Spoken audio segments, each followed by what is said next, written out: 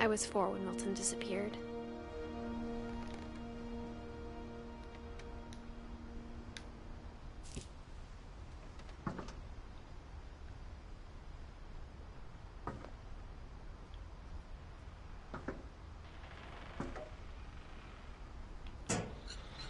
Mom spent months searching for my brother.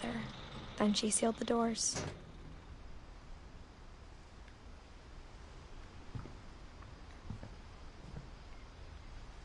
Whatever Milton had found in the house, Mom didn't want it getting out.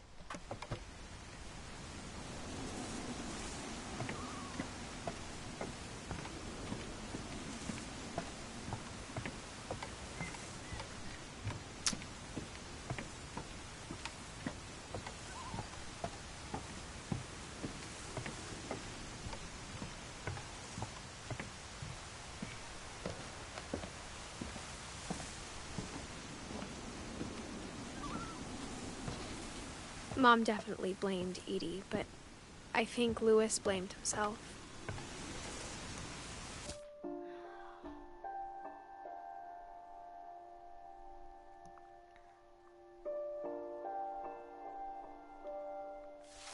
After he graduated, he just spent more and more time in his room, until Mom got him a job at the cannery.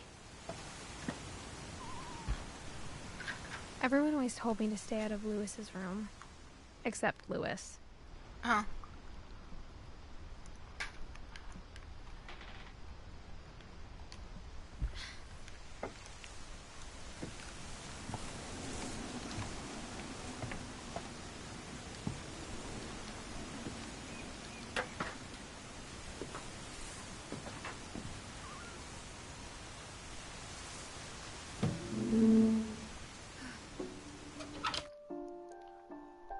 Oh, damn.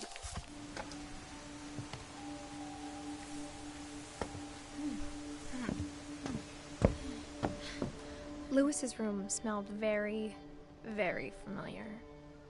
That part of him lived on.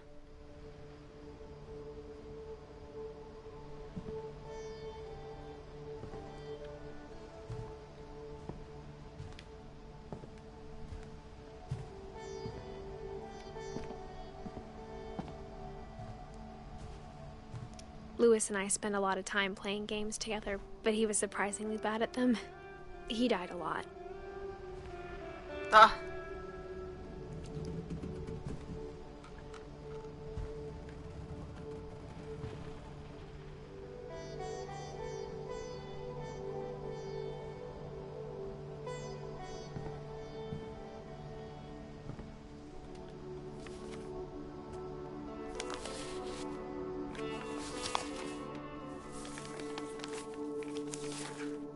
Dear Mrs. Finch, as Louis's psychiatrist, I can understand your desire for an explanation.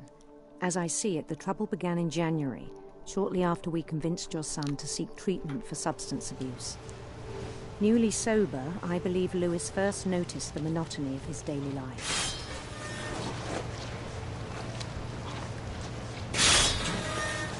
He kept working at the cannery, but he withdrew part of himself.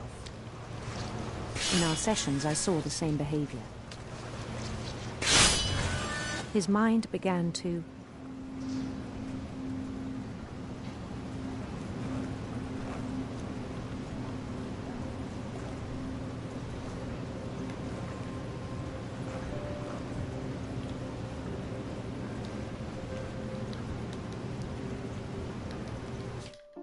Oh my god.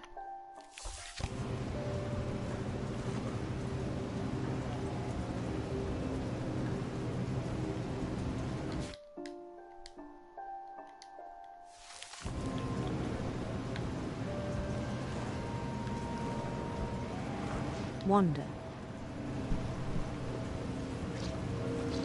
Oh.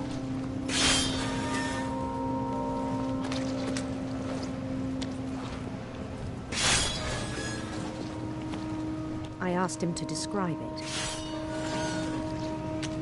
He said he started small, imagining a labyrinth. He'd feel his way about. Then something moved. Bats. And toads.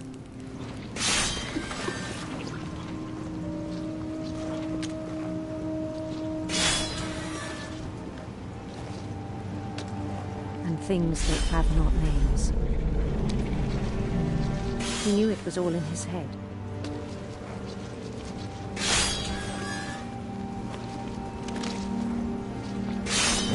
He took it very seriously. I had hoped he'd find himself.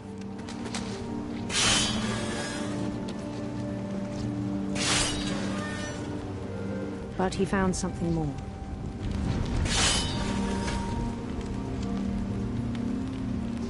I worried about him then.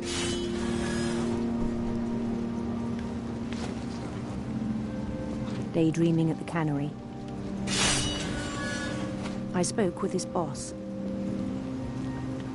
But he said Lewis had become a model employee. Methodical, tireless, focused. Like a whole new Lewis.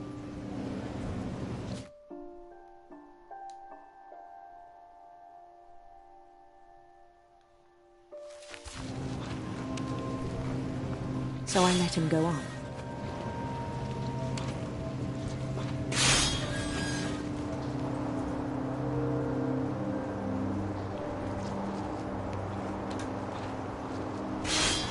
I even encouraged him. It seemed very promising at first.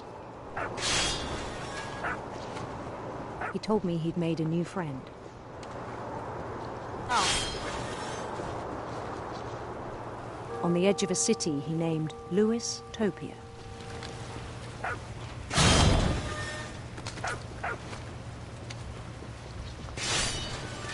He built the city up slowly, brick by brick. Then he made musicians.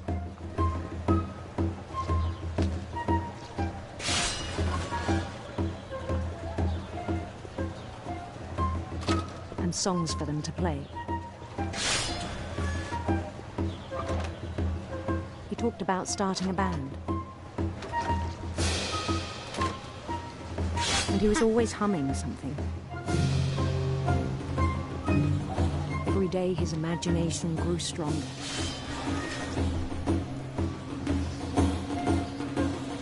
He no longer spoke at the cannery. But his chopping was as reliable as ever. Then one day it struck him that all the cheering crowds, even the stones under his feet, were all in his imagination, so he could do whatever he wished.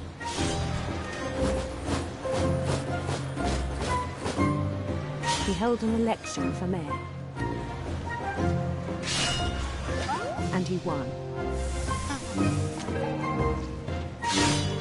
They begged him to stay, but his mind was already wandering. It became a game for him.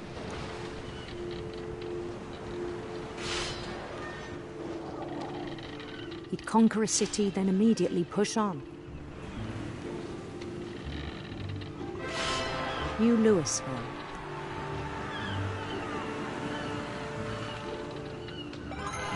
St. Louis. He started drifting away from our reality.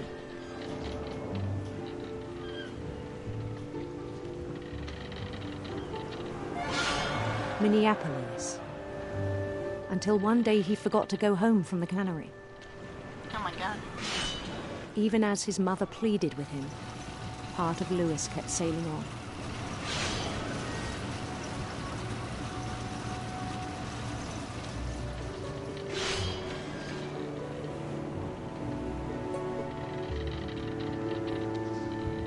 Louisburg, he heard rumors of a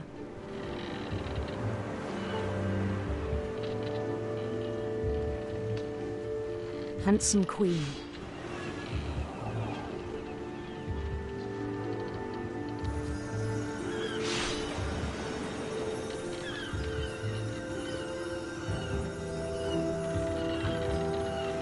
The queen was on her own quest for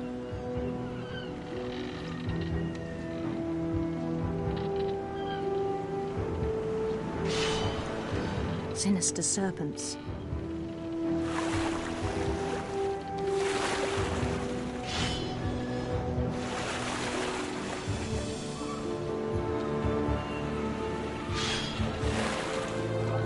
He followed the sound of her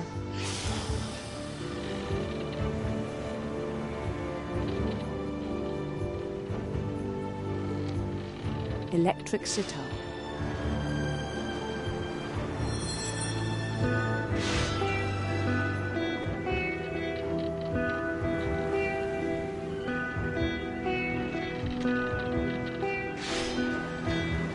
His chase led him to a golden palace east of the sun and west of the moon. Even then, his logic remained sound.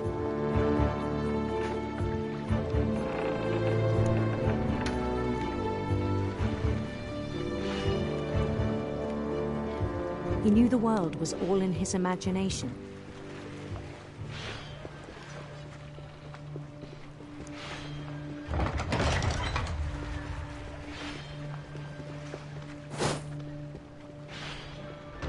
But he was so proud of having created it.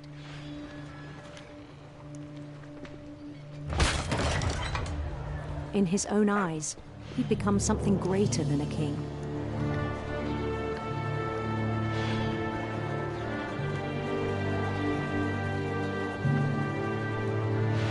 For someone who'd never known success in the real world, I think it was overwhelming.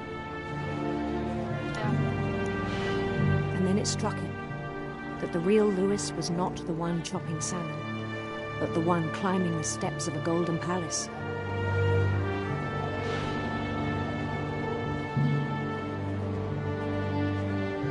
My imagination is as real as my body, he told me. It was hard to argue with him.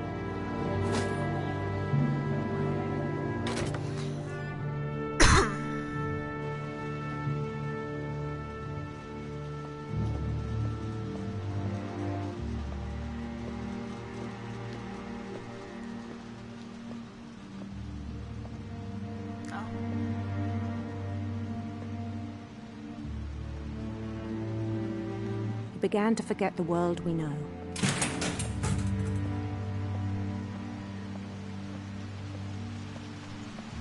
I think it pained him to remember Lewis, the cannery worker.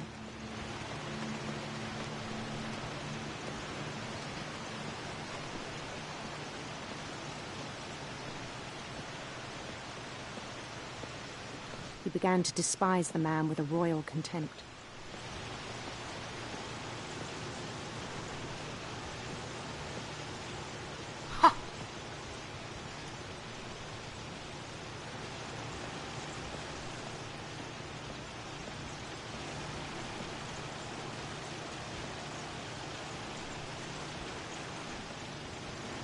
I still thought I could save him.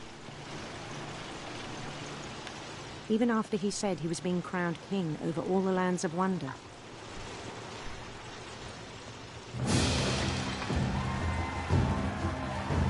The palace would be packed with his companions.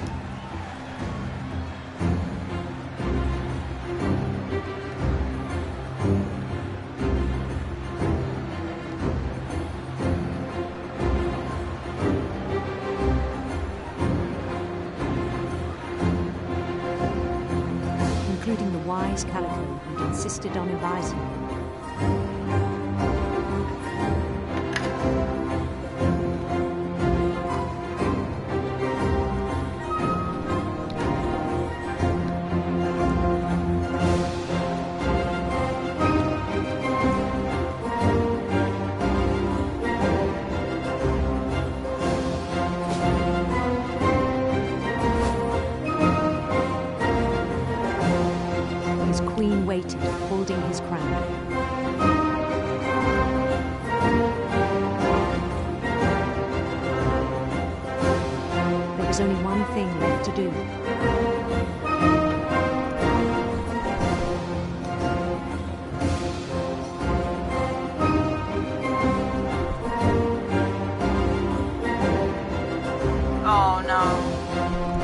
come down on his head.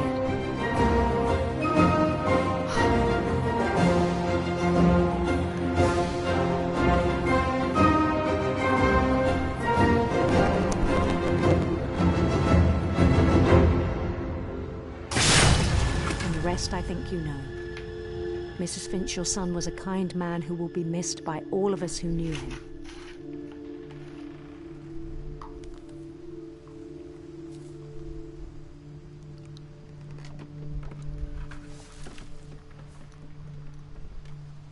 My brother was really cool.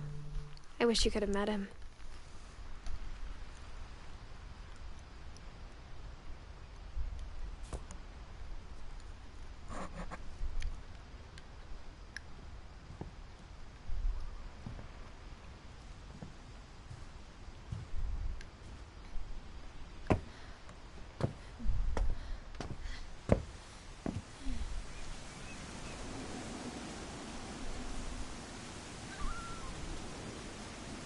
No, no, no.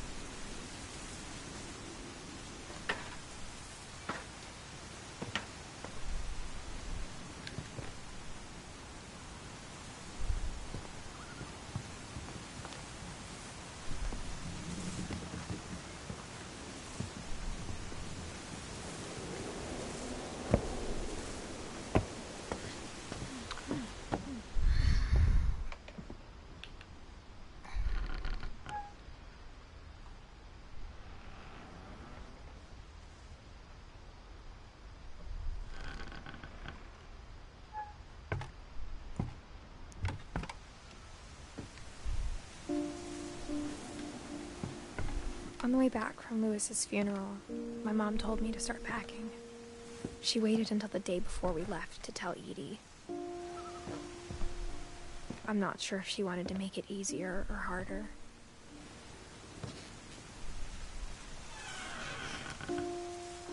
I wish we'd stayed. Oh.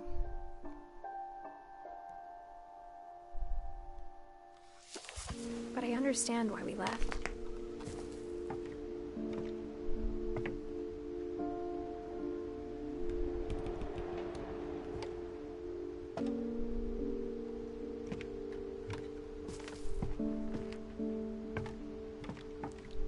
What happened that night had been coming for a long time. Maybe it should have come sooner.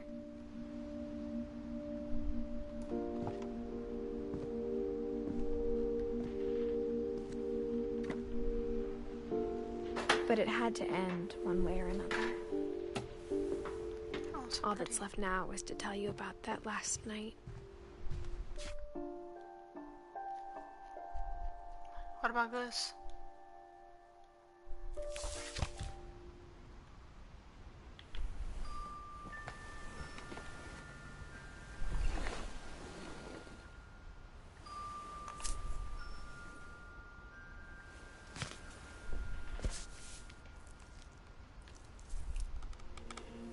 That whole last day, Edie just watched us pack and didn't say a word.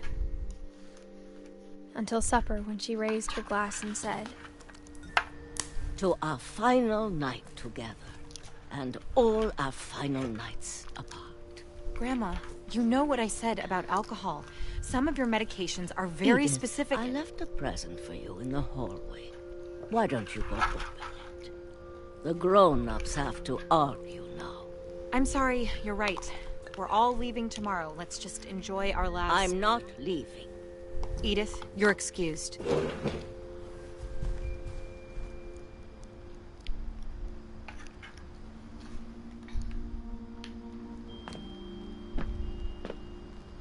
power had been shut off that morning, but Edie always had plenty of candles.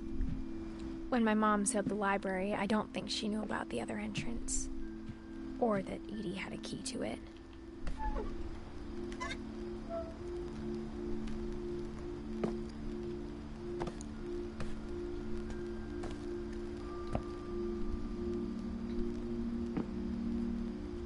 That thing you're afraid of isn't going to end when you leave the house. Edith has a right to know these stories. My children are dead because of your stories. I think it's best if Edith and I leave tonight.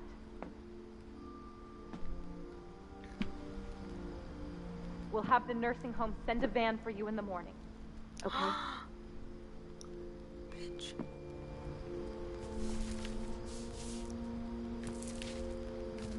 Dear Edith, there's so many stories I wish I could tell you, but there's only time for one.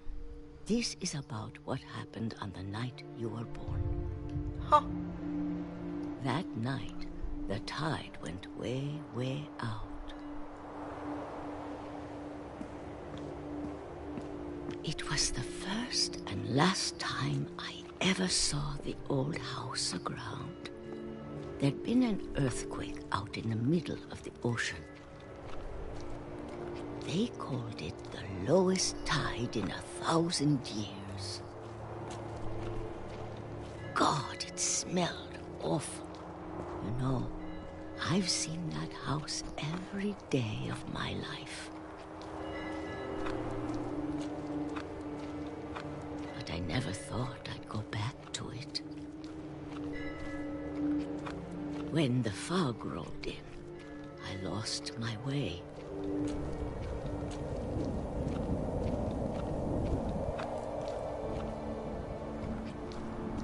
I got turned around.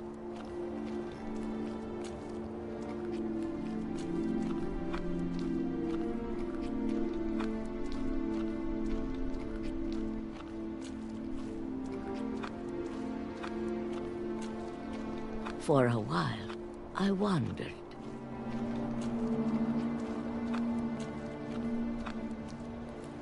I started seeing things.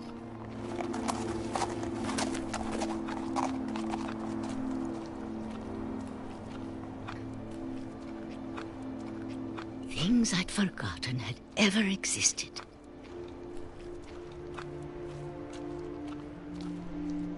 But when I saw them, they felt like old friends. That night, a lot of things came back to me. Or maybe I came back to them.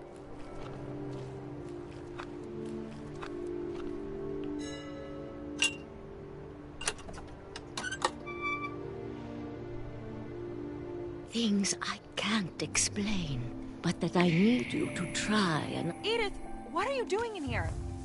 It's mine. Edith! Mom, you're gonna rip it! Let go! I kicked and screamed, but Mom dragged me to the car.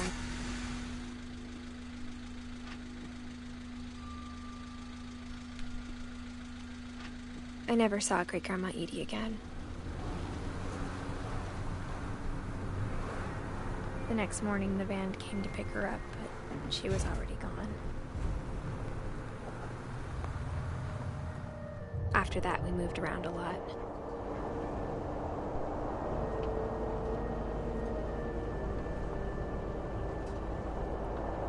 We both tried to make the best of it.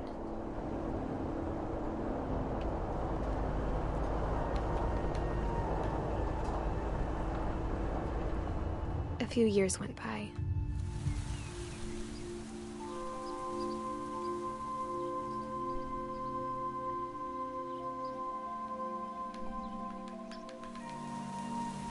My mom didn't like to talk about it. But she started getting sick a lot. The rest happened pretty quickly.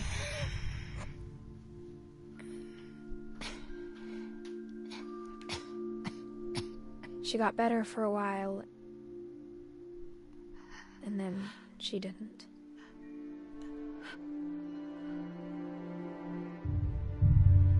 and then I was alone.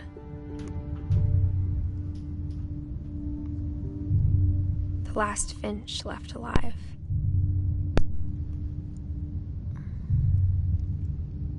Until I found out about you. I'm still not sure what to tell you about all this. If we lived forever, maybe we'd have time to understand things. But as it is, I think the best we can do is try to open our eyes. And appreciate how strange and brief all of this is. This journal was supposed to be for you. But now I hope you'll never see it. I just want to meet you and tell you all these stories myself. But I guess if you're reading this now, things didn't work out that way.